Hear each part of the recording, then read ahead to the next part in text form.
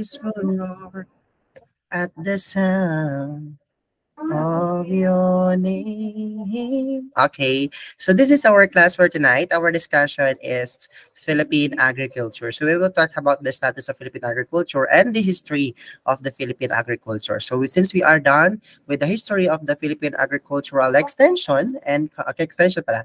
So let's now proceed to Philippine agriculture. But before proceeding to Philippine agriculture, let me share to you some of my techniques that I used during the board examination in order to answer question that is not, let's say, familiar ang term, but then we have doubt on answering the question. Okay, so I will give you time or a couple of moment to a couple of minute or second to answer this question, and then I want you to pause your I want you to put your answers doon sa ating chat box para makita para malaman ko if lahat ba ay may idea. Okay, so kung tama ba ang sinagot ninyo. Okay? Still praise to the King. Okay, so this is the question. In extension communication, the extension worker plays the role of the blank. A, receiver, B, sender, C, encoder, D, both A and B. So you can put your answers sa ating chat box. Okay?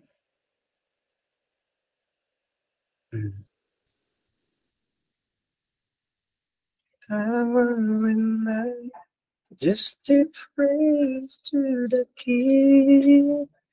Mountains bow down, the seas roll.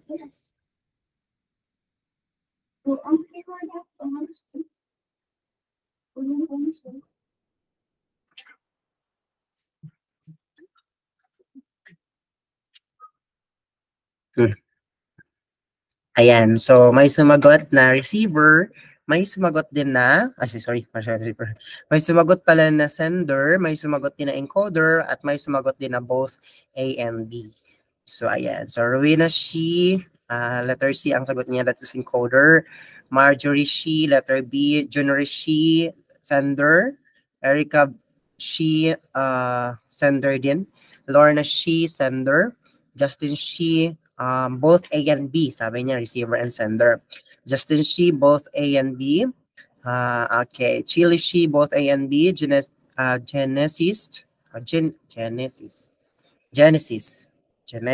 yan. Ko lang. So it's sender, okay, sabi niya. Jason, receiver. Yan. Daryl, she is ayan, Daryl, she is both A and B. Gemaline Gantok, no, Gemaline, she is receiver. Evangeline, she is sender. And then we have Kimberly, that is both A and B. Si Brian kaya, ano sinagot ni Brian? Okay, let me share to you on how to answer this question. Actually, in the subject of agricultural extension and communication, there is a two subject that merge into one. Okay, it's agricultural extension, education, and agricultural extension, communication. So kaya nga nakalagay siya agricultural extension and communication. It is already understood that when we talk about agricultural extension, that is talking about education. That's why naka-end siya, ang word na end, kasi another topic is that communication, which is related to agricultural extension. Okay, so this is a recorded class, ha? If you have time, you can go back the video and watch again. Okay, so now, how are you going to answer this question? Okay, the word is, we need to look or to check every paragraph. Kaya sabi ko sa inyo, every word matters. Now, every term is matter talaga. Every term matters. So example here, the first paragraph is an extension communication. So may comma. So ganyan din yan. Kahit sa pagsagot mo ng civil service, you need to beware of the paragraph. Kasi minsan, nasa first paragraph yung highlight, yung sagot sa tanong, at minsan din wala yan sa first paragraph. No? So that's why, this is how you're going to answer. An extension communication, so meaning the question is referring to the communication models, not to the extension education. Okay? Not to the extension education. It is referring to the extension communication. It is on how you're going to build rapport and then how you're going to send a message to the clientele. Okay? So that is an extension communication. Pag sinabi naman natin, so the next paragraph is that the extension worker plays the role of the blank. No? The extension worker daw plays the role of the blank. Actually, when we talk about extension worker, it has two. Dalawa yung kanyang function. No, it has two. So we have, so let me change my pen here. So actually, let's say gawin na lang natin siyang T account. No, we have extension worker plays. Extension worker, that is the position. Extension worker. Now, that is the position. Now, ano yung function niya? Actually, both yung function ng extension worker. So, we have what we call extension communication or extension communication education. Sorry, this is not extension communication. This is, sandali ha, mali pala. Ano ba yan? This is extension. Yan. Extension education or EE na lang ilalagay natin. So extension, education, and we have this communication or extension, extension communication. Okay, so we have EE, extension education, and we have extension communication. Now, sir, ano po yung pinagkaiba ng sa education at saka sa communication? Okay, if the extension worker is under, the question is referring to education, it means that it is referring to the sender and being a receiver. Bakit? Bakit sinabi ko na sender and being sender and receiver? Kasi nga, as education, in order for you as extension worker to develop or to improve the way of your teaching is to receive feedback from the clientele, no? So that's why the role of the extension worker in the extension education is both, no? We have number one is sender, no, nagbibigay or nag-share ng knowledge, and we have receiver receiving feedback from the clientele. Okay? So that's why they have two or both, sender and the receiver. Okay? So that is extension education as extension worker. Now, let's go back to the extension worker as extension communication. Paano, sir, kung extension communication? So this is actually referring to the question, which is extension communication. Sir, paano pag extension communication? Pag extension communication, an extension worker plays the role of extension communication in or as a sender. As a sender. Kasi nga, messenger yung nahulog doon na term. Okay? So, sir, bakit hindi siya receiver? Kasi, the reason kung bakit hindi receiver ang extension communication, ang isang extension worker, no? Kasi maraming barriers. So meron siyang mga barriers or dahilan kung bakit hindi agad-agad marireceive ng extension worker ang feedback from the clientele when you're talking about extension communication. Because number one factor that affecting the feedback, okay, or affecting or nagkakaroon ng barrier dun sa feedback is the noise. Okay? So it's the noise. So you need to put that in your mind that it's the noise or the factors, the major factors that affecting the communication in giving feedback to the extension worker. So what do you think is the correct answer? So klaro na. So ang sagot natin, extension communication naman pinag-iusapan, extension worker place, ano yung role ng extension worker as extension communication? So ang sagot po diyan ay sender. So sa extension worker place po ay sender. Hindi po siya receiver, hindi din po siya sender. When we talk about receiver and sender, it means that it talks about extension education. Okay? Pag extension education siya, that's the time that you are going to answer both A and B. Pero kung tanungin mo naman extension communication as messenger, you're just giving message to the clientele. And there are a lot of there's a factors that affecting the direct feedback, okay? The feedback, sorry. The factors that you cannot receive feedback because of the barriers. And number one of that factor is noise. Okay? N-O-I-S-E. It's noise. The barrier of having a feedback. Okay? The barrier hindi ka makaka-receive ng feedback. Okay? So maraming nakakuha ng tamang sagot. So that is the correct answer. It is sender. O, ayan. Very good dun sa mga nakatama ng sagot. Si Marjorie got the correct answer, and we have Johnny, she, Erica, she, Lorna, she, Chili, she, I don't know, si Chili pala got letter D. Genesis, she, we have Daryl, sino pa? Evangeline, she got the correct answer. So, that is the correct answer. It is sender. Sir, nakita ko po yan sa GE. Oh, ang sagot po dun ay both A and B. Mali po yun. That's an error. Okay? So, that's why I want you to correct, no? I want you to check na if there is an error sa GE, beware of that because some of the answers are incorrect. Okay, so saan ko kinuha yung tanong na to? Kinuha ko yung tanong na to sa GE to, sa Green Empire, kasi tinanong din to ng isa sa mga, estudyante ko. Ay, no.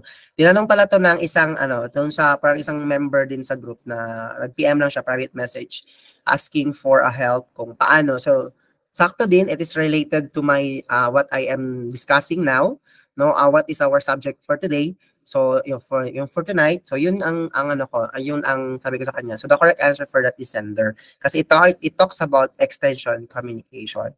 Pero kung extension education naman pinag-uusapan, hindi siya pinag-uusapan yung communication. That's the time that you're going to look. The answer is sender and receiver. Sir, magulo po talaga ang communication model, sir. Yes, talagang magulo po yung theory of communication model. That is why I want it to discuss to you at the end of our final coaching sa extension. Pero ngayon yan, pag-uusapan natin yan within this month. Okay, so pag-uusapan natin yan. I'm actually excited for that kasi if you're going to study extension, para na ding nag-hosting ka. Ganun. It's like, para nag-hosting ka, you are becoming a resource speaker, ganun. Or guest speaker ka, dun na din yan napapag-usapan. So, parang iti-train ko na din kayo sa pagdating ng panahon para at least alam ninyo kung paano kayo magsisimula, paano kayo mag-introduce, paano kayo magbibigay ng content, bali ganun. Yan pinag-uusapan talaga sa extension communication. That is communication model. Magkaiba yung kanyang discussion doon. So, yun, pag-usapan natin yun. No? Hindi naman sinabi na, sir, ayoko talaga, sir, kasi meron akong stage fright. No? Though, hindi naman siya, pero that's important kasi nga, lumalabas sa exam si mga ganyan. So, that's why I'm very confident nung time ko. Hindi talaga ako nag-review ng extension. I'm very confident na hindi ako mag-review kasi nga, I have enough knowledge on communication. Pero sa extension, dun ako medyo medyo ako tawag dyan, karoon ng 50-50 na pumasa nun. Kasi nga, hindi ko masyadong gamay yung extension education. Pero pag nag-usapan naman yung communication, no, madali lang naman siya. No, especially yung mga history, kung sino ang author, ganon, madali lang siya talagang pag-aralan. Okay? So, kaso lang, malilito ka lang kasi nga, halos parehas yung mga terminologies na gamit. Sa extension education, ang daming terminologies na kailangan yung matutunan. Okay? So, yun ang pinagkaiba. Okay? So, now, beside of Philippine agriculture na pag-uusapan natin, papasukin na din natin ang terminologies sa agricultural education. Ayun. So, thank you very much. I hope you got this technique. Okay, paano yung technique niya dyan? Okay, you need to look, you need to check kung alin ba dyan ang tamang sagot. No, kasi example, lahat naman sila actually tamang sagot, but you need to look for what is the best. Okay? Actually, pwede naman din ang extension worker, pwede siya maging encoder, pwede siya maging receiver, pero yung pinag-uusapan, ano yung topic marker? Ano yung topic marker at sino yung subject marker? Ganun yan. Topic marker, subject marker, and the particle marker. So, sino yun? Sino ba yun sila? Particle. Object marker, sorry. Or subject particle, gano'n na lang tayo natin. Subject particle, topic particle, and then the object particle. Ganun yan, yung pinag-uusapan. Ganyan din ako pag sumasagot talaga sa civil service. Alamin ko muna kung ano yung pinag-uusapan. Okay, so that's very important thing you need to know. Okay, did you get it? If you get it, you can thumbs up. If you did not get it, so okay, it's okay. No? Ano pala yung pinaka-quality na kailangan mong baon-baon para masagot mo talaga that is a sender? Sir, paano mo nalaman na sender yan? First thing first is that huwag kang mag-skip ng binabasa. Keep on reading. Keep on reading. Kahit hindi mo naintindihan, keep on reading. Kasi pagdating ng panahon, ay, familiar siya sa akin. Ganon. So hanggang hanggang tumatagal yung pagbabasa mo, naiintindihan mo na yung binabasa mo. Okay? So, yun. So, magkaiba yun sila. Magkaiba extension communication at saka education. No? So, kaya nasabi ko na sa center because I have enough knowledge on that extension communication so that I can share it to you guys. Okay? So, the correct answer for that is letter B. So, pag may mga ganitong tanong na meron sa GC, tapos nakikipag-debate, wag na tayo makisali. Okay? Ang important is that you need to be humble because you will be having your exam. Okay? So, let's proceed now to our major topic. So, sir, parang gusto pa namin ng another question. Tomorrow na lang. I will be discussing also another number 2 techniques at the 50-50 round so that I can give you a hint on how to answer questions. Okay? So dito kasi this is already the ultimate final coaching that we have now. So this is already the introduction. So at least as hinahinay, tinuturuan ko na kayo para pwede ninyong i-apply yon sa pang-practice test ninyo. Okay? Hindi po yan by the power of B, hindi po yan by the power of C. Okay? So it is how you're going to understand the question. Every word matters. Oh, kahit nga pag nakita mo yung word na not, except, tapos pag hindi mo nakita, hala, except pala yun, hala, not pala yun, dun mo na maiisip na sa huli ang pagsisisi. Kaya you need to highlight, no? You need to highlight the important terms. Kaya nga, di ba sinasabi ko, before you are going to answer, to have a final answer, you need to highlight what is given, no? Question. So, you dapat i-highlight nyo muna. Pwede nyo naman siyang sulatan yung questionnaire ninyo. Pwede nyo sulatan yung test paper ninyo. Okay? So, sulatan yung test paper ninyo. Pagkatapos, yun, doon na, analyze mo na. O, wala namang gagawin. Basta importante, pwede mo na i-drawing, yung ganun. So, at least, you use your brain efficiently. Ayun. Okay? So, now, let's proceed to our main discussion. So, this is our main discussion. We will talk about the Philippine agriculture. Ano nga bang Philippine agriculture ngayon? Are we mechanized? Charot. Mechanized pa ba ang Pilipinas ngayon? Are we updated in the mechanization and the new technologies that we have? Slightly? Slightly, sir. Masabi kong ganon. Slightly?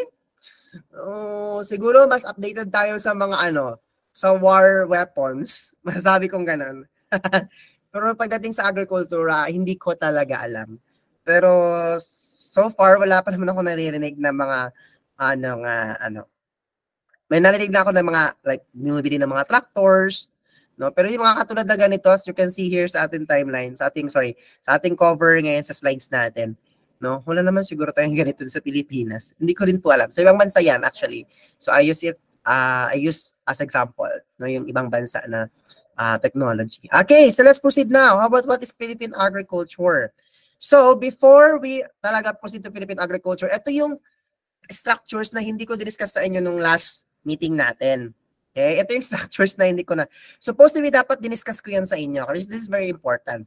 No? Kung saan ba lulugar. Kung sino ba ang dapat na kanino bang responsibility yon? Di ba? Kanino ba ang responsibility? Agad-agad ba sa Ministry of Agriculture? Actually, this is a outdated, okay? So, outdated siya na chart. Okay? So, outdated na chart. We know naman na sa board exam, sometimes, they are asking question that is nung panahon na hindi ka pa pinapanganak. Ganun yung mga tanong sa board exam. Ano man yun? Uy, hindi ko man talaga alam yung tanong na yun. Hindi pa man ako pinanganak nun. Tama po yun. Okay? Tama po yun. Kasi may mga ganong tanong sa board exam talaga na, ay, ano ba yun? Hindi ko man maintindihan. Okay? So, let's say, okay, so this is the outdated chart to siya, outdated structures.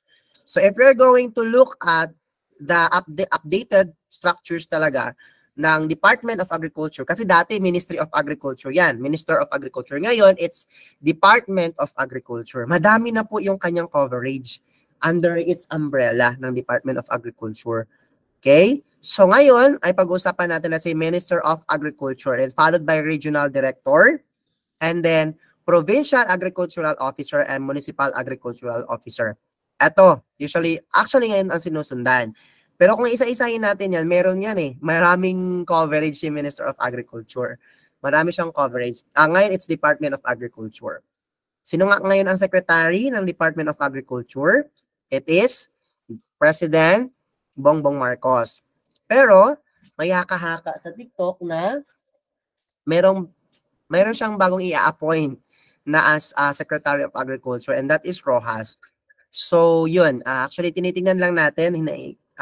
Kailangan natin malaman, mag-update tayo kung when talaga siya mag-solemnize to be a Secretary of Department of Agriculture. Actually, Rojas, okay naman din siya sa Department of Agriculture. Magaling din man siyang mawak. Okay? Ang isang ahensya. Okay, so sa Minister of Agriculture, madaming umbrella yan. Hindi lang siya culture alone or Department of Agriculture, madami. Like mga Bureau of Animal Industries, sa kanya yan. Mga industries. And then we have Regional Director, that is the head. No? Every region, there is a director. Okay, there's a director, there's assistant director, actually, yon every region.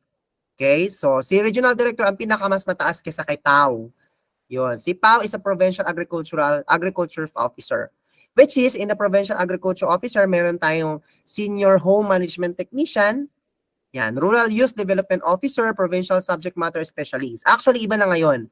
It's not senior, hindi na siya Senior Home Management Technician, hindi na siya Rural Youth Development Officer, hindi na rin siya Provincial Subject Matter Specialist. Parang meron pa atang Rural Youth Development Officer ngayon. Ang meron ngayon kasi nga sa PAO is Agricultural Technician or Agricultural Technologist. Yun. Pero yan, no, sa PAO ngayon. So, maraming mga, as you can see sa CSC, meron yan silang mga pinapost na mga posisyon. Okay? So, that is very important. And then we have also Municipal Agriculture Office or the MAO. Okay? So, si MAO, meron siyang Agricultural Food Technologies. Ngayon, wala na masyadong Agricultural Food Technologies sa mga MAO. Kukunti na lang ang ina-apply na ganitong chart.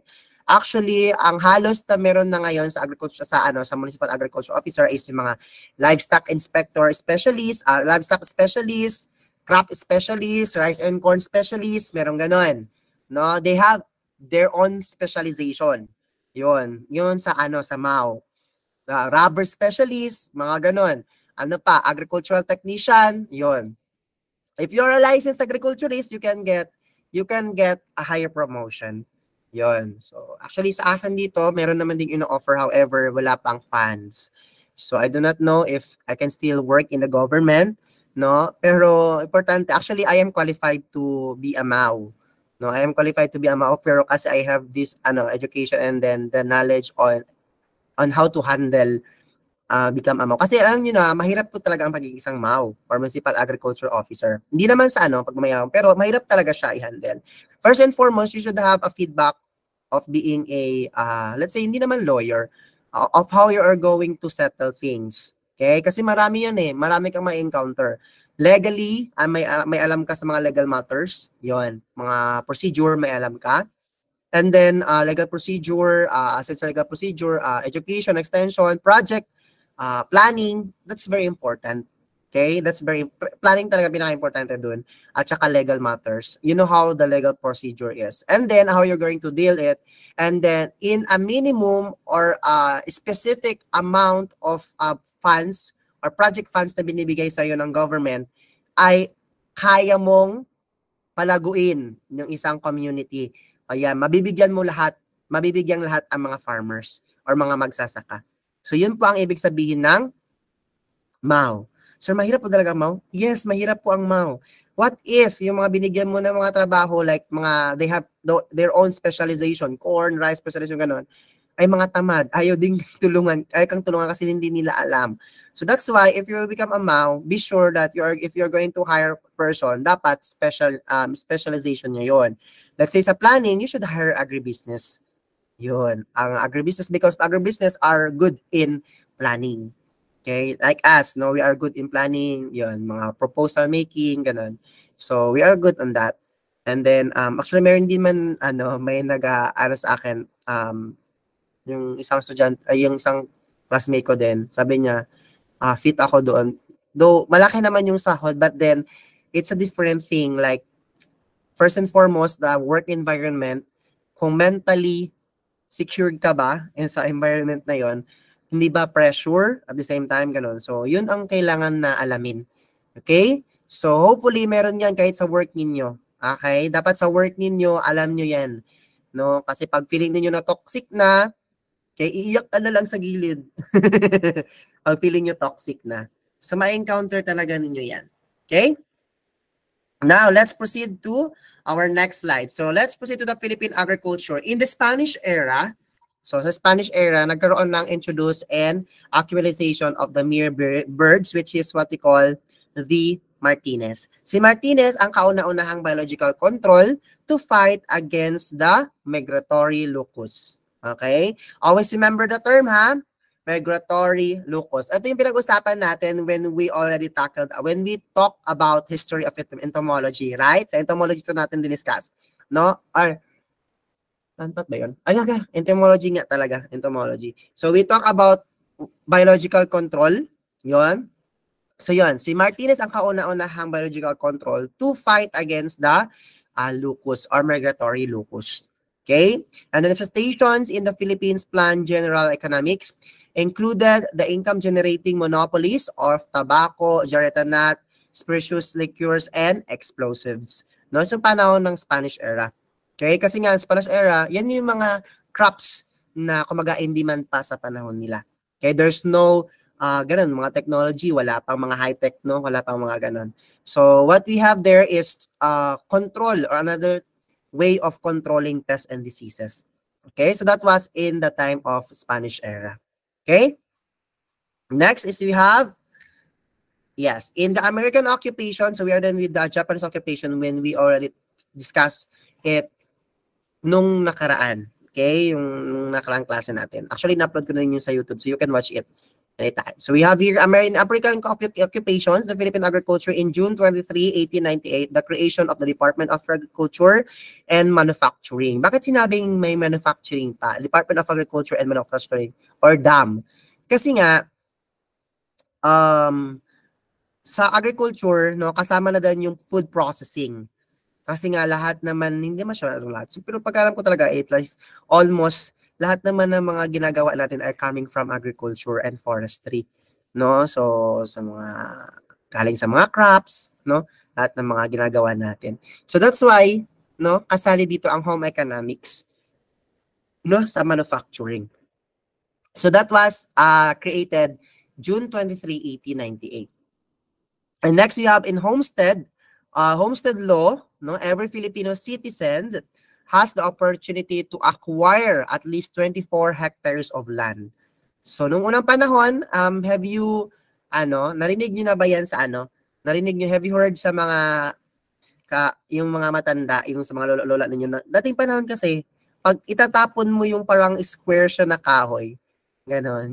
Tapos pag tinatapon mo yun, sabi ng lolo ko, pag itapon mo daw yun ng 5 beses, yun daw yung area na yun daw yung area na bibigay sa'yo ng government. Yun. It has a limitation of 24 hectares noong unang panahon. Okay? So pag itatapon mo daw yun, as long as it is agricultural land. Yun. Kasi lahat pa naman kasi ng even timber land, alienable and disposable land or AND or mga forest land is under the government yan. So ngayon binibigyan na ng land nung unang panahon, sa unang panahon binibigyan na ng lupain yung mga tao or mga farmers para makapagsimula na din sila. Okay? So that's why nagkaroon tayo ng homestead law. And we have this Torrens Act. Torrens Act is a safeguard of all titles to cultivate lands owned by private persons. So this time, hindi na siya tawag na safeguard of all titles. Ano na siya, Torrens Act. No? Ang meron na talaga siyang position ngayon, which is what we call the ESS. It is the Environmental Security, Safety and Security. No, Environmental Safety and Security. So, that is under DAR, Department of Agrarian Reform, which is they are safeguarding or pinoprotektahan nila ang rights ng pribado at pang-pribado at papublikong lupain. Yon. So, hindi siya basta-basta hindi basta-basta na pwedeng galawin ang mga private land or private owner ng land. No, dapat ay magkakaroon muna ng legal processing. Okay? So that is Torrens Act. And then we have in 1902, okay, in 1902, creation of Bureau of Agriculture, now the Bureau of Plant Industry to promote agriculture. So this one is also familiar, no, sa atin. Have you observed yung mga logo ng Department of Agriculture? Diba? May nakalagay doon na 1898. Yon, 'di ba may nakalagay na 1898 doon sa baba, ba? 1898. Department of Agriculture 1888. Kasi nga nung time na 'yon, kineate ang Department of Agriculture and Manufacturing. Okay? Pag sinabi mo naman sa Bureau of Plant Industry, no? Makikita niyan sa baba, meron 'yan. It was founded in 1987. Meron yan eh. Meron yan silang logo. Pero yung logo nila.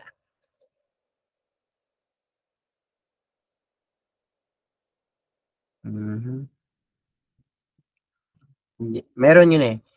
Yun, sa kakilala ko, meron talaga siya nakalagay na year. Okay? So, beware of that.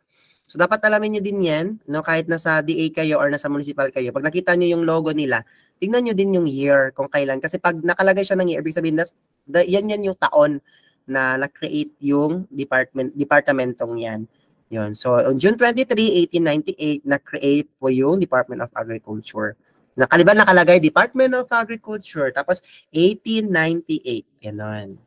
Okay? And then also the creation of Bureau of Agriculture, now the Bureau of Plant Industry to promote agriculture. Okay? Next. So, let's proceed now to the presidential that has contributions to the Philippine agriculture. Okay? We have President Manuel L. Quezon. The Division of Soil Survey was created to undertake soil and agronomical survey. Kasi nung time ni Manuel L. Quezon, halos kasi timberland, tsaka A&D, tsaka forest land pa noon. So that's why nagkaroon ng Division of Soil Survey nung panahon ni Manuel L. Quezon para i-survey yung mga land that can be used for agronomical, for agronomy or for agriculture, para pwedeng ipamigay sa mga tao. That's why ang focus ni President Manuel L. Quezon noon is to have soil survey. Okay? So yun ang focus ni Manuel L. Quezon. Next, we have President Jose P. Laurel. Okay, so President Jose P. Laurel, tinawag siya na the period of rude awakening. The period of rude awakening. Kasi sinabi ni Jose P. Laurel kung ano yung kakulangan. No? Ano talagang kakulangan doon sa Philippine agriculture. So the realization that the Philippines did not raise enough food for the people and was not self-sufficient.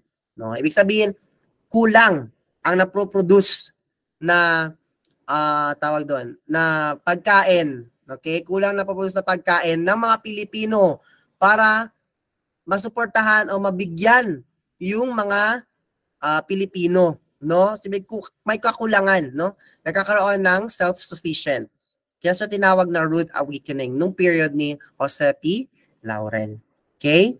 And then we have next is President Manuel A. Rojas. Okay? Sa panahon ni Manuel A. Rojas, there are two na promote niya. We have the parity rights to the American. Bakit parity rights? When you talk about parity rights, binibigyan mo ng karapatan na pumasok na pumasok yung ibang lahi, like mga Americans, no, to what?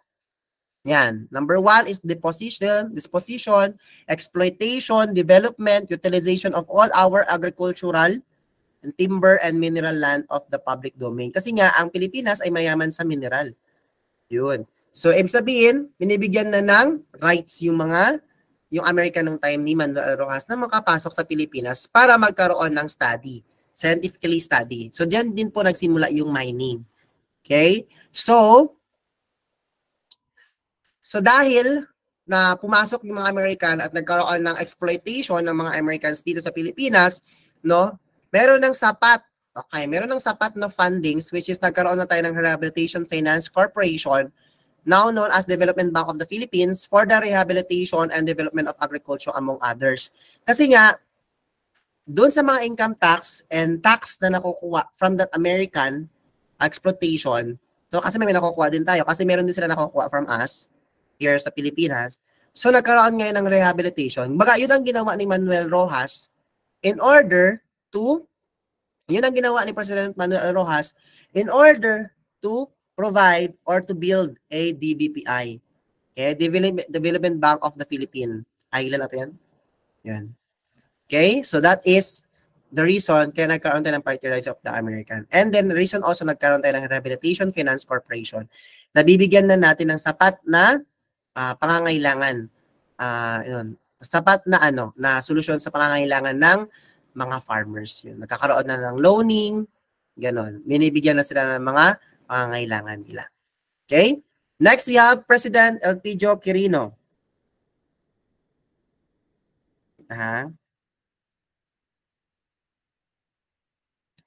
President Elpidio Quirino. According here that the Bureau of Agricultural Extension made the rice industry the first commodity sector to have an integrated national planning. So, kailan nagsimula yung integrated national planning? Sa panahon ni Elpidio Quirino. Okay? Sa panahon ni Elpidio Quirino, nagkaroon ng, there is a Bureau of Agricultural Extension, and the creation of Bureau of Agricultural Extension, and then, ang focus niya is rice industry. Kasi nga, that is our staple food. Yan yung first commodity na pinofocus niya talaga na bigyan ng integrated national planning. And then we have the Rural Bank Act, okay, organization of a system of rural banks with substantial capital participation of the government. Okay, so that is actually equivalent to those farmers na nangangailangan ng panimulang kapital. Yun. And then number 3, Agricultural Credit Cooperative Financing Administration. Okay, so sabi ko sa inyo, in order for you to get benefits from the Department of Agriculture or from ahensya ng gobyerno, kailangan maging kasama ka muna sa cooperatives, Actually, pag naging kasama ka sa cooperatives, pwede na kayong umutang. Kakaroon na ng loaning yan. So, authorized to organize the Farmer Cooperative Marketing Association or FACUMAS, Kaya nga nagkaroon na ng or yung ACFA, The ACFA is the reason kaya nagkaroon tayo ng FACUMAS. Okay? So, kasi nga, the reason of having also cooperative para malaman if stable ba yung pamumuhay ng mga tao. Yun. Yung mga farmers. Okay? And then we have President Ramon Magsaysay. Okay? Sa panahon ni President Ramon Magsaysay, the Philippines became a member of UN-FAO. So, panahon ni Ramon Magsaysay, naging member na po tayo ng United Nations Food and Agriculture Organization. So, ibig sabihin, if meron tayong mga project proposals, ganon, so ibig sabihin, it can be supported by UN-FAO as long as it is related and benefited the community. And then you have also the National Rice and Corn Program. So, ito yung focus ni Ramon Magsaysay. Launched along with Rice and Corn Coordinating Council. So, with the Rice and Corn Coordinating Council. Okay, so nagkaroon tayo ng National Rice and Corn Program. And then we have Rice and Corn Coordinating Council. Forerunner niya is yung kasama yung National Food Agriculture Council, the NFAC, and now the National Agriculture Fishery and Council. So bakit tayo nagkaroon ng mga ganito? Because of being a member of UN-FAO. So pag nagka-member tayo ng UN-FAO, ibig sabihin nagkaroon na din tayo ng fundings or meron na tayong partnership with other organization na pwede tayong tulungan kung ano mga proyekto na meron tayo. O ano yung mga proyekto na meron ang Pilipinas na hindi kayang magawa because there's no enough funds. Yun. Si UN-FAO ay tinutulungan tayo niyan. Next, we have President Carlos P. Garcia. So dalawa, we have the Austerity Program, which is urge the people to lead simple lives and do away with luxurious lifestyle. So ano ibig sabihin ng people to lead simple lives? Ibig sabihin, nung panahon ni Carlos P. Garcia, chill-chill lang. Masabi natin gano'n, let's say chill-chill lang ng panahon na yon. So yung mga tao hindi masyadong na-pressure with the as long as the economy is tawag dyan, equal lang, like constant, walang problema, ganon. Hindi naman sasabi na walang problema. Parang lesser yung problems, ganon. Yan. Kaya nga nagkakaroon lang lead to simple lives. Ano yung pangangailangan ng farmers, at saka, para umabot ng panahon, they can buy whatever they want on luxurious things, ganon. So hanggang umabot sila sa luxurious lifestyles. And we have Filipino First Policy noong unang panahon, ini-encourage din ni Carlos P. Garcia na ipatronize yung mga produkto ng Pilipino. Yun. So dapat, bago tayo mamili ng mga produkto ng ibang bansa, okay, gawa ng ibang bansa, dapat inuuna muna natin yung mga produkto ng mga Pilipino. So ngayon iba na eh. Wala na tayong FFP, wala na tayong Filipino First Policy, no? Kasi iba na ngayon eh. So sabihin na lang natin made in China First Policy. Alam na mga made in China yung mga produkto natin dito sa Pilipinas. But it doesn't mean na pag made of China ay bulok, hindi naman ganoon. Actually talaga yung mga China, they are more resourceful than Philippines, no? Pagdating sa paggawa ng mga produkto. Kaya nga hindi din sinasabi natin na bulok or madaling magiba. Actually pag galing sa pag made in China, no, some of the naman are durable. 'Yun. Okay, so we have Filipino First Policy nung time ni Carlos P. Garcia. So nagkaroon talaga ng patronization sa Filipino products. Okay? Next, we have President Gustavo Macapagal. No, ito po nagkaroon na tayo ng establishment ng International Rice Research Institute because sinuportahan ni Gustavo Macapagal yung establishment ng UPLB when it comes to research on rice. So nagkaroon na tayo ng International Rice Research Institute nung panahon ni Diosdado Macapagal. And then he also focuses on to solve the problem of the sugar industry. Kasi nung time na yon, nagkaroon din ng problema sa sugar industry kasi nga bumaba ang volume ng sugar industry nung time na yon. Okay? And so income din. And we have President Ferdinand Marcos, which is sinabi nila that it was a golden age, no? All golden era. Kasi nga, nung time na yan, according to my mother, no, free daw yung pamimigay ng bigas, gano'n, pagkain, mga bread, gano'n, sabi ng mama ko nung panahon na yon. So, medyo na lang doon sa part na nagkaroon ng martial law. Okay? Kasi nga, we are already, kasi mas marami na kasi yung, kapitalismo, kaya nagkaroon tayo ng martial law noong time ni Marcos. So we have RA 6389, which is automatic conversion of share tenancy to leasehold, and retention rate of 75 to 24 hectares must be lowered in the creation of DAR. Before that RA 6389, nagkaroon po tayo ng PD 27. Presidential Decree number 27. PD 24 ata, PD, hanapin ko ha. PD 24. Sabi ko na yun kanina eh. PD 24. 25, 27, 27. Tama. It is a PD 27. It talks about the land reform program of the government sa panahon niya ni Ferdinand Marcos. Okay? Yun. So, emancipated all tenant farmers working on private agricultural land devoted to rice and corn nung panahon din yan ni Marcos. So, nagkaroon na ng security, safer security doon sa mga private land. Private owner. Okay? So, yun. So, nagkaroon ng automatic conversion. Bago yan, nagkaroon ng automatic conversion. Ang kasama din sa RA 6389, as long as you are part of the cooperatives, you will be given a land. Okay? So, nagkaroon na ng share tenancy of leasehold. Kasi noong unang panahon, yung mga land dito, yung mga timberland, first land, at saka ENDA, pang magmamay-ari yan ng gobyerno. Tapos, meron mga farmers na as tenancy. Sa ngayon, binibigay, sa panahon ni Marcos, binibigay na sa lahat ng mga tenant.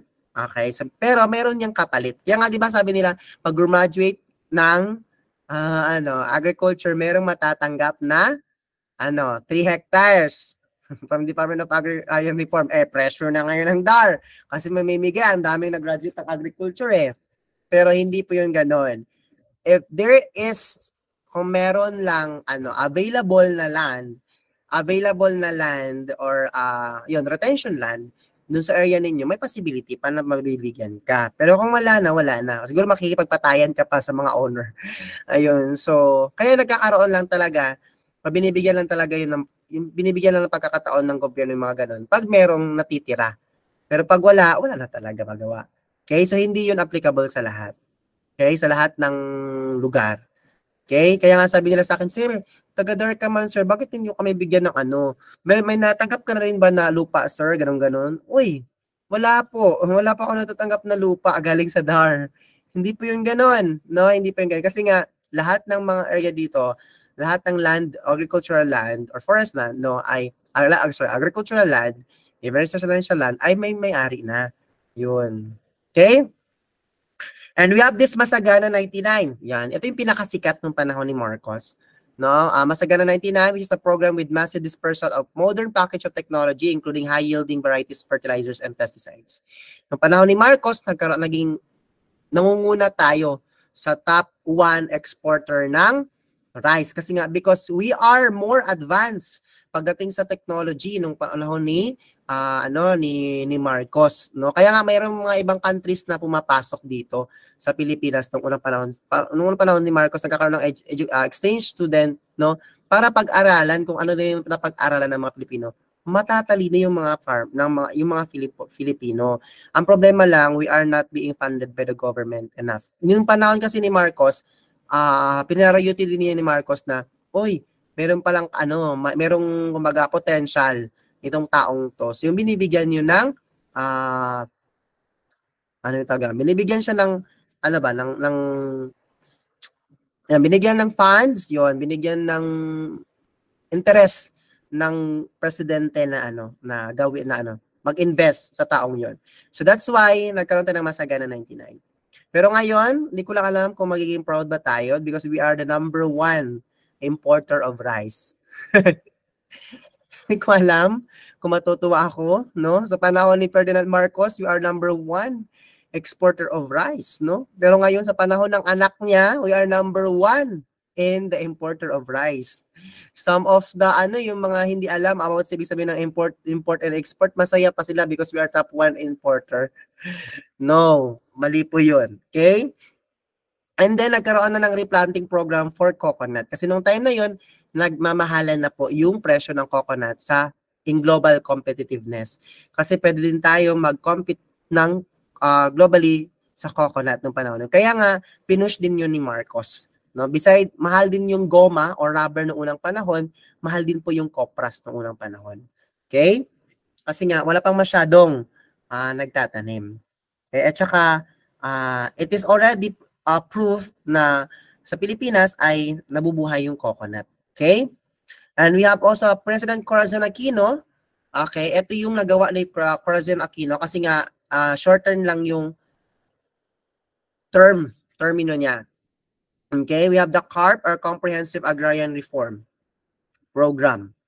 Actually, kung babasahin ninyo ang PD27 at saka CARP, halos mag-equal lang sila. Kinuha lang pa rin ni Corazon Aquino yung idea ng CARP doon sa PD27. Doon parang kinuha niya lang pa rin doon sa parang iniba lang niya yung pangalan ng CARP. Pero some of the DAR naman is using PD27 talaga. Kasi yung PD27 is identify, selection, identify, tapos approval, ganun. So sa CARP, iba din ang process nila. Pero halos magkahawig lang talaga sa PD27. Kasi it is related, halos talaga related lang din sa PD27. Kung ano yung nasa PD27, ganoon lang din ang nasa CARP. Bakit nagawa yan ni Corazon Aquino? Because of the Hacienda Luisita. No? Dahil din po doon sa Hacienda Luisita. Okay? Na mabigyan daw ng equal rights ang mga tenancy. Okay, mga tenant. And then we have here President Fidel V. Ramos. Okay, so Fidel V. Ramos, ang naigawa niya ay Medium-Term Agricultural Development Program, okay, MDATP. Actually, marami naman talaga mga negativities, pero hindi ko na lang sasabihin, guys, kasi hindi naman lalabas sa exam yan. No, pero baka hindi tayo ni YouTube. And then we have GPEP or the Grains Production Enhancement Program, KCCDP, the Key Commercial Crops Development Program, Medium-Term Livestock Development Program, Medium-Term Fisheries Management Development Program, and then the GATT safety measure was adopted. So dito tayo mag-focus kay Fidel V. Ramos. Ito yung pinaka-major na nagawa niya, which is the GATT. Yan. Safety measure was adopted. Kasi ngayon, because of those na mga program na ginawa niya, no, in-apply na ngayon yung measures sa galing sa GATT kasi it's protecting the program. It also providing the funds for the program. Okay? So diyan po ay yan. Yun, hindi naman nalabas masyado yung kay Fidel V. Ramos. But beware na lang dun sa GATT safety measure. Okay? And then we have President Joseph Estrada, ang kauna-unahang artista na naging presidente. Okay? So we have Concord, artista po si Joseph Estrada noong panahon ha. Concord, also known as Constitutional Correction for Development, at saka siya po yung namuno ng agrikulturang Makamasa. Okay? Si Joseph Estrada.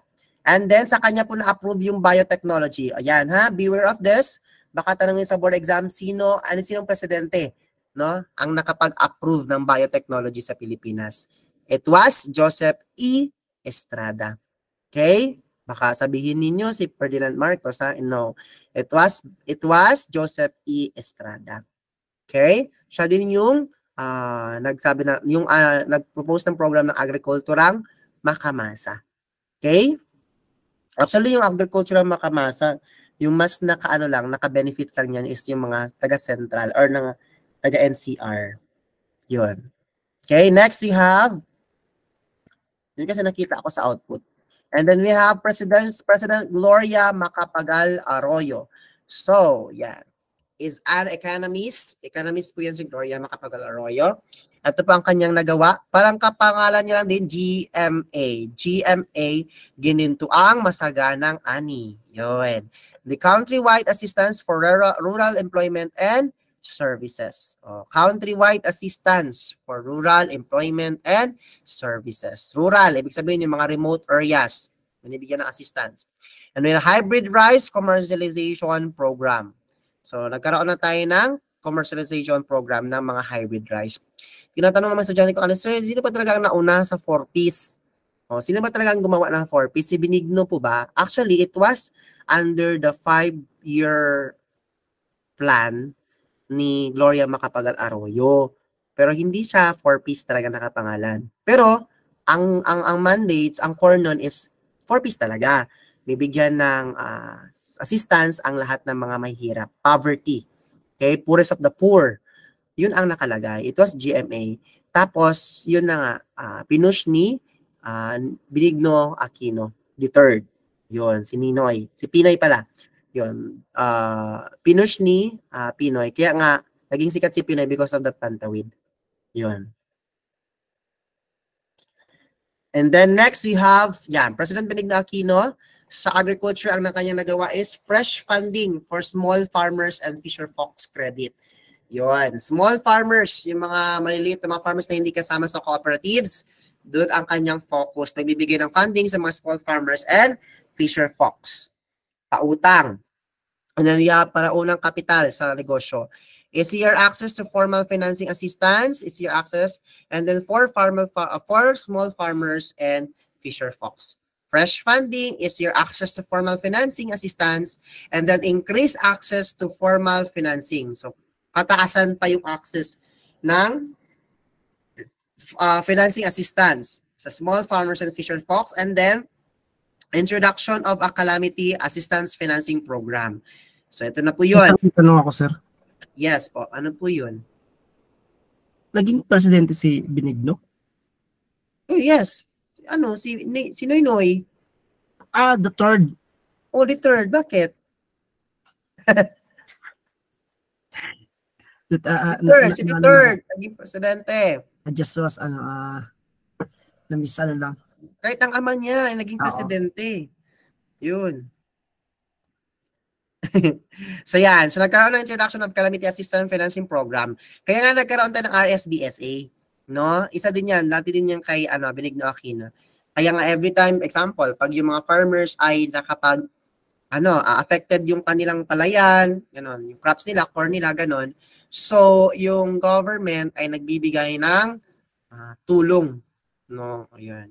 Kung may report, binibigyan ng incentives or benefits or let's say subsidiary yung mga tao or yung mga farmers. Okay? And next, we have President Rodrigo Roa Duterte. Last term. He initiated liberal economic reforms and then including reforming the country's tax system. No, so yun. Including pinababa din yung ng tax sa DAR, yung land, yung cultural land, pinababa din niya. And then he also established freedom of information under the executive branch to eliminate corruption and red tape. Yun. Actually, alam niyo ba, yung red tape, powerful yan. Powerful yan. Saan ginagamit yung red tape? Powerful yan eh. Example, pumasok ka sa isang ahensya, Tapos ang tagal na binigay sa yung resulta. Tapos meron silang charter, yung charter na ano, yung charter ba nakalagay, yung charter, blah, blah, blah. Kung ilang minutes dapat matatapos na yung ganito, ganyan, ganyan. Yun. Pag yun na lang sundin mo, pag lumampas doon sa example, sabi na 15 minutes, tapos naghintay ka doon ng 30 minutes, pwede nyo silang i-report. That is already a red tape. They are not following doon sa charter chart nila.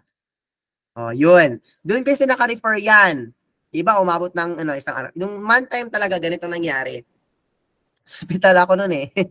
Tapos nakalagay kasi doon na dapat 5 minutes, marireceive ko na yung aking ni-request. No? Sumabot ako ng 30 minutes kasi sabi ko sa kanila, where's your charter chart? Sabi sa niya, meron doon sa labas. Sabi ko, nakalagay doon is 5 minutes. Umabot ako ng 30 minutes until now, hindi pa rin nabibigay yung aking request. Actually, pwede ko kayong i-report as red tape. Pero hindi na lang kasi nga, naawa ko sa inyo because you did this work. Kasi pwede naman yun eh. Actually, pwede din yun. Mahulog na red tape. Okay? So, sabi ko, ayun ang sabi ko sa kanila. So, sabi nila, wag naman, sir. Sabi nila, kaya nga, kasi nga, the reason also, kahit sila tumatagal, kasi nakikita ko sila doon, tumichismis sa loob. Mas nauna pa yung chismis, nauna pa yung kain kaysa sa request ng ano. So, hindi nila alam na, kasi nga, akala nila maglalagay ka lang ng charter chart, hindi lahat nakakabasa, hindi lahat nakakaintindi. So yun, that's the purpose of charter chart sa labas. Okay, para malaman mo kung ilang oras, ilang minuto mo siya iintayin. Yun, ganon. Gets nyo na? So, sir, natutulungan mo siya. Oh, ganon yun. That's the reason of the charter chart. Pag natatrabaho kayo sa government, beware of that.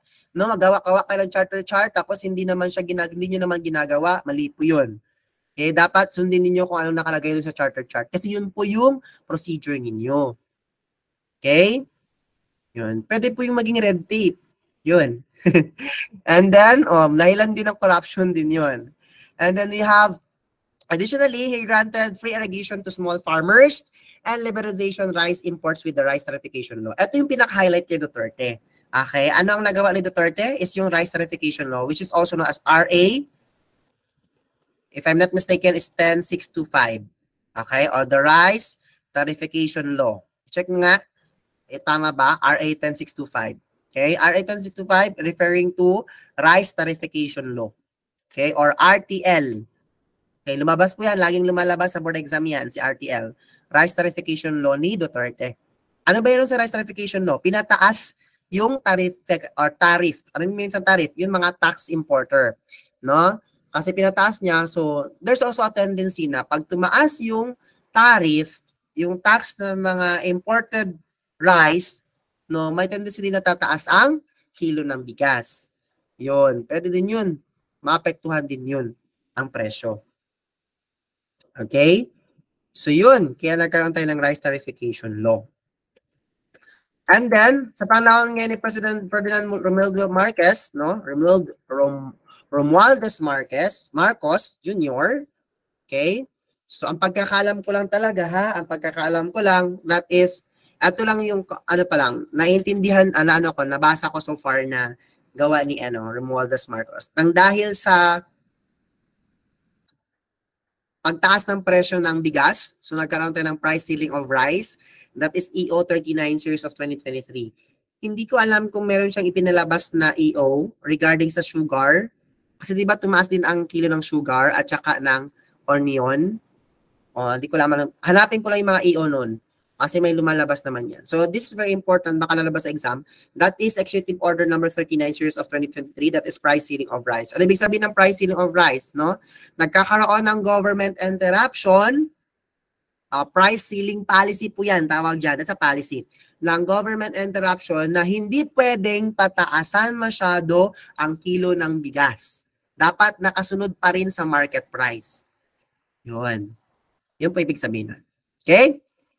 Now, this is the meaning of extension in other countries. So yun ang pag-usapan natin regarding Philippine agriculture. Now, let's proceed to another thing. So I will give you time. Okay, I will give you 30 minutes. Okay?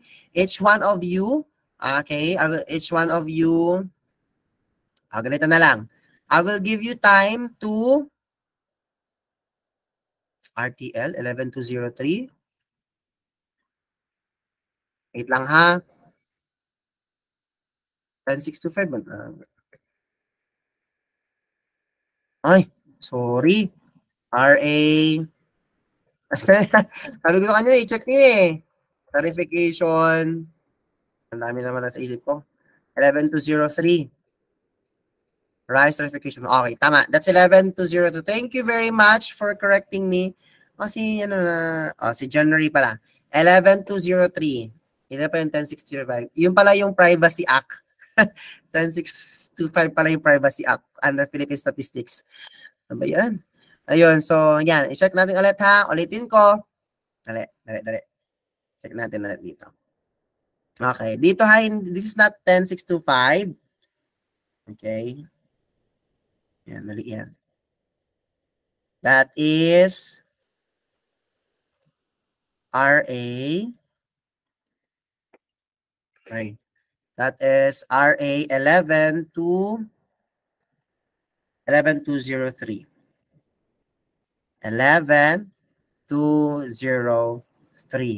Okay, so yan po yung Rice Tarification Law or RTL.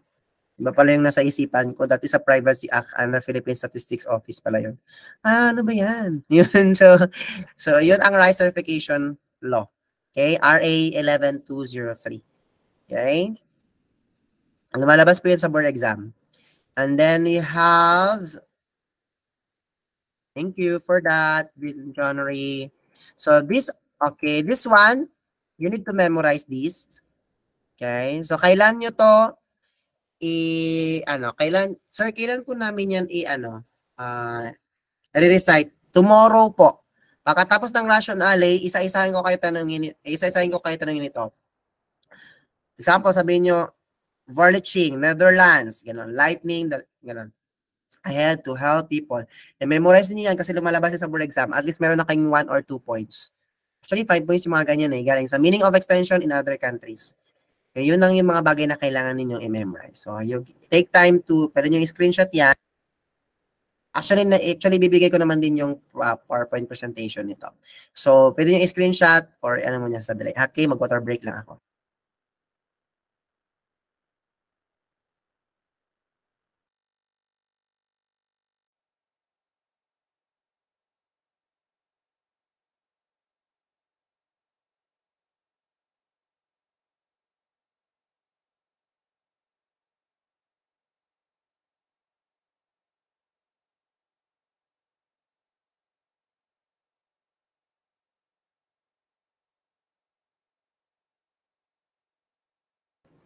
Okay, so you are going to memorize this, all of this.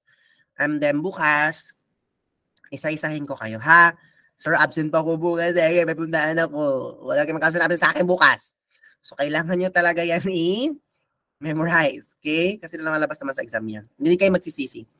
Okay, next we have extension terminologies. Okay, so let's proceed now to extension terminologies in education. So you have extension, teaching, art of stimulating. Pag stimulating, binibigyan mo talaga, nilalagay talaga sa isipan ng yung clientele or yung taong tinuturuan mo. Directing, na-direct mo yung turo mo.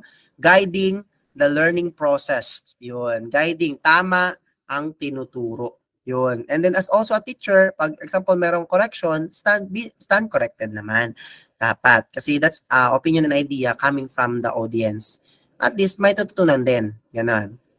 Number 2, process of guided interaction. Okay? And then process designed to help people develop. Yan. And become capable of guiding successfully their own destinies. Bakit sinabing ganon? Capable of guiding successfully and their own destinies. Kasi nga,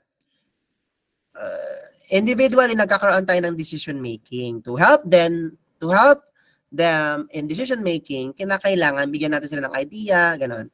Ay, ano ko na, experience ko na yan, ganon yung gawin mo, ganon yung gawin mo. Yun. And then providing effective learning situations that create new learning experiences for people. Yun. I-create ka ng learning experiences. Masama ka ng mga seminars, trainings, ganon.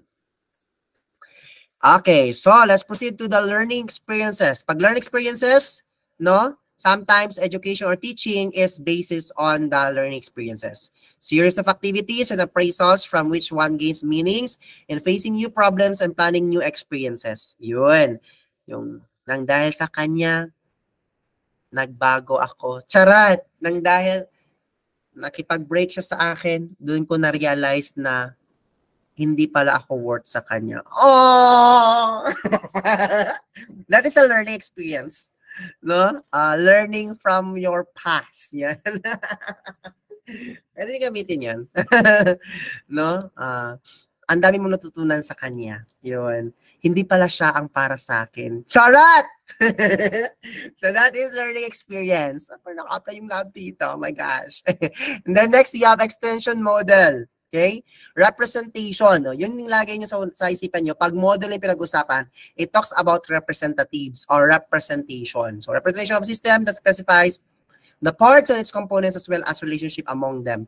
So dapat, pag model pinag-usapan, representation or represents yung kailangan nyo i-mind na word. Okay? Kasi nga, di ba as a model, para maging model ka, dapat maging representative ka or representation ka ng inyong sector. And then we have here, extension strategy. Okay. Ano yung extension strategy? Mga method na ginawa mo. Extension strategy is a series of steps. Okay. Set of procedures, activities that operationalize and the approaches which will facilitate accomplishment of goals. So ano yung target ng strategy? If you are making techniques or you are making way or steps or in organized way para ma-reach mo yung goal mo. So, ibig sabihin, yung extension strategy is objective type siya na objective person siya. Okay? Yun ang niya. So, ibig sabihin, kailangan i-hit mo yung goal na yun. In what way? You are making steps na. You are making series of ideas on how to make it, on how to nail that goal. Yun. And we have extension method. What are the methods? We have additional techniques employed by the extension system. Number 1, we have pedagogy. And then we have andragogy. Pag sinabi yung pedagogy, that's the teaching of children. And andragogy, teaching of adults. Okay, that is the science of teaching adults. Okay? Meron ako nakalimutan.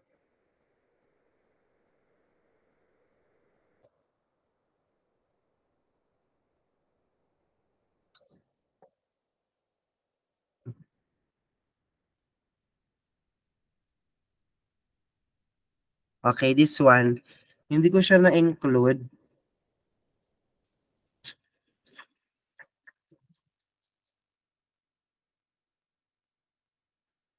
Okay.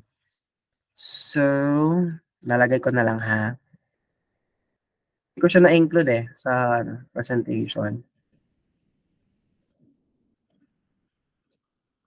Okay, saan na ba yan?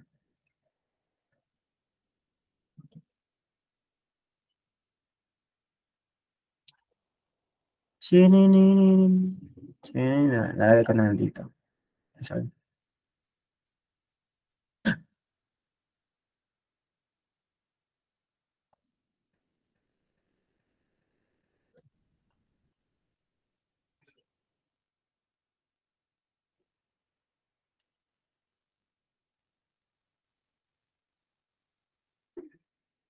Okay, so this one, this theory, hindi ko siya talaga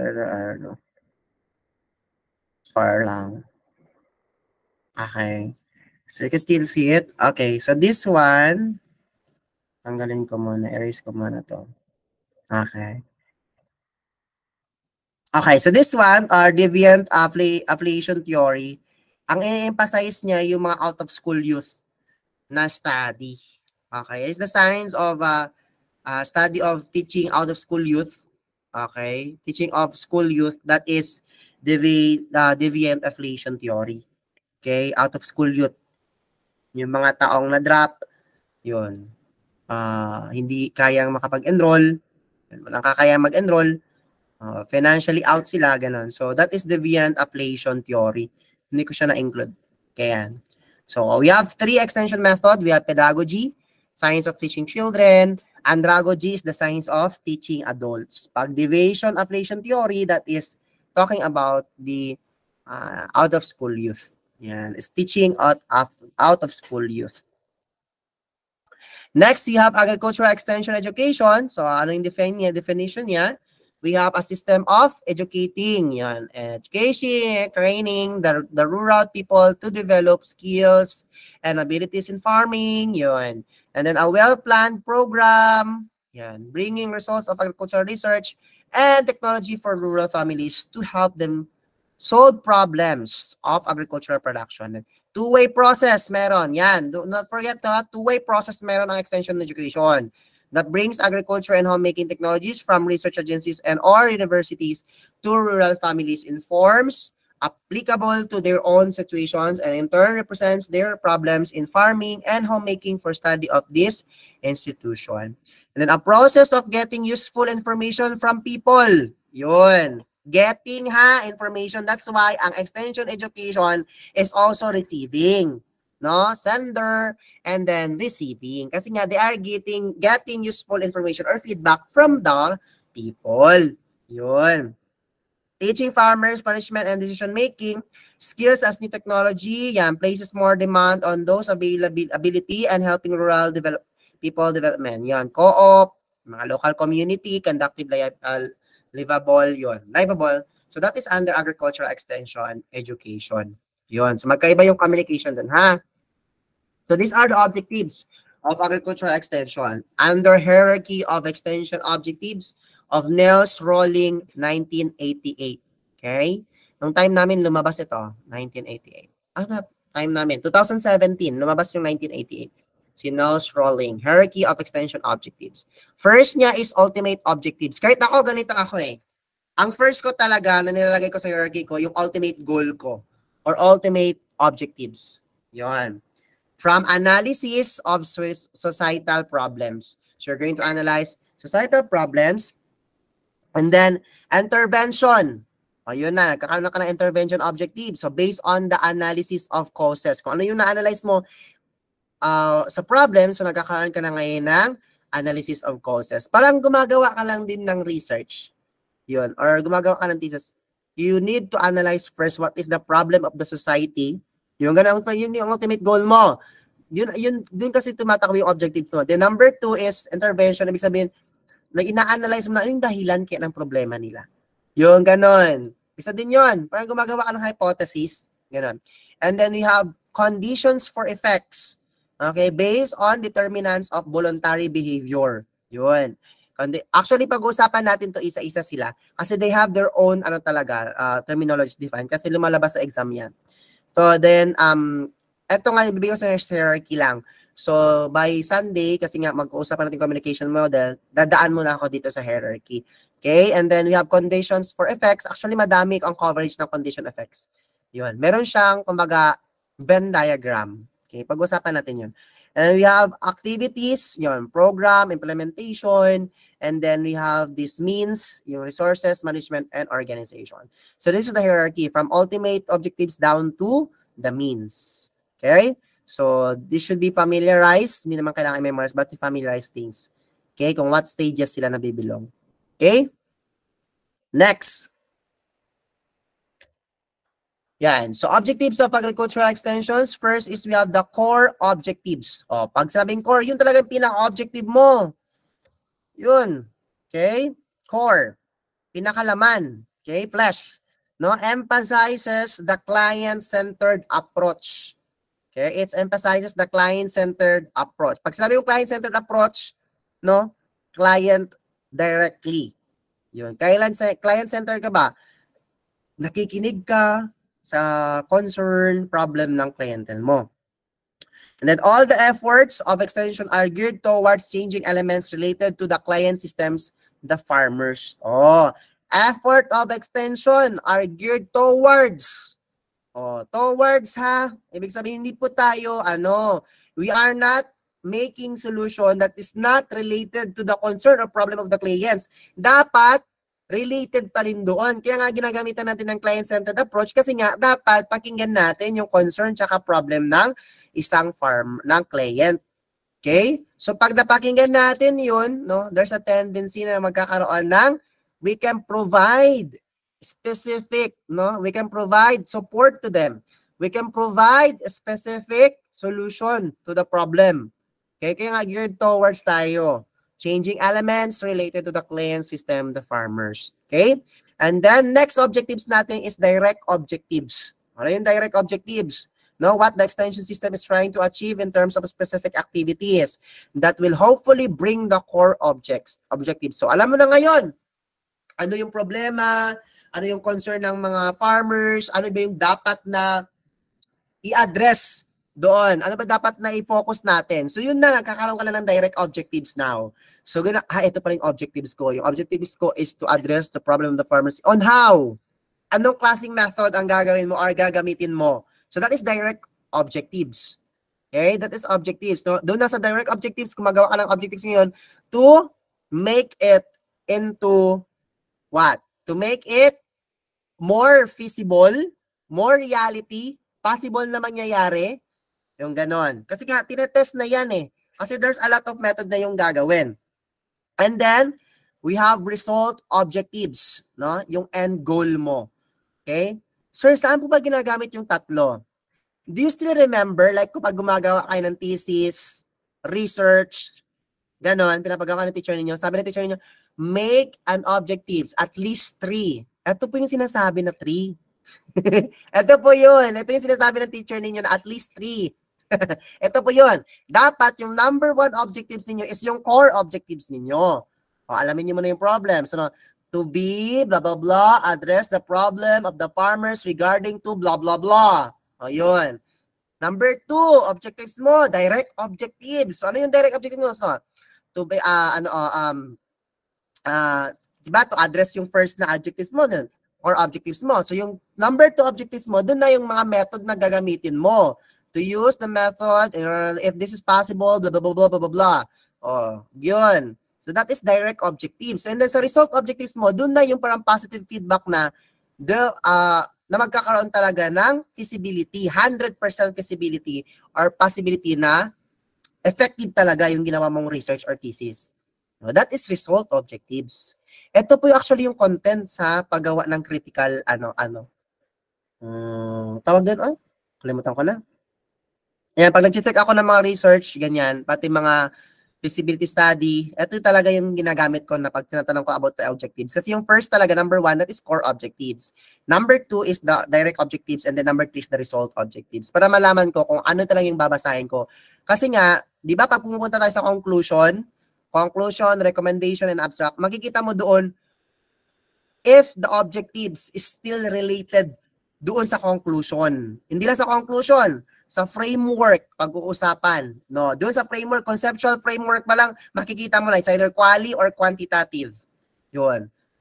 If that objective is still related or connected doon sa iyong research, or yung conceptual framework mo is connected pa rin with the objectives. O, ayan. That is technical pala. Sorry, technical writing po yan. That is under technical writing. Yung objectives na minimindo ng teacher na gumawa ka ng 3, yun po yun. Core objectives, direct objectives, and then result objectives. Yun po yung 3 yun. Ngayon ko lang po nalaman yan, sir.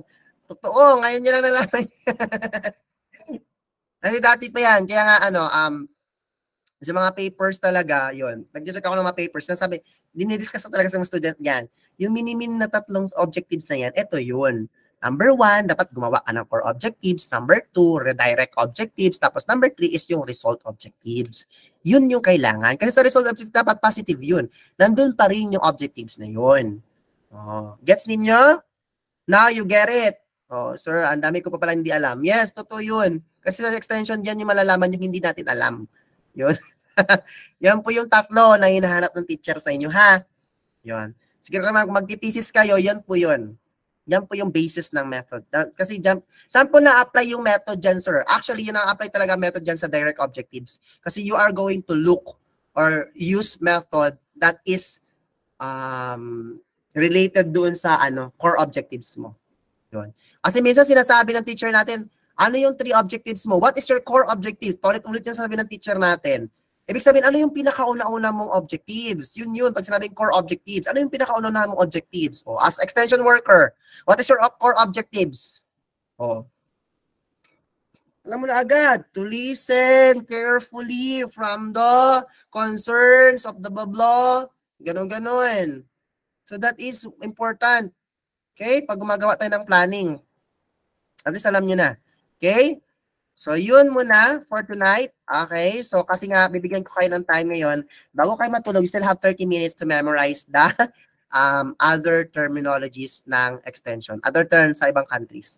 Yun. So, you still have 30 minutes to to review because tomorrow you'll be having your 100 items practice test. Okay? So, always remember that an extension, the mind is not a vessel to be filled but a fire to be ignited.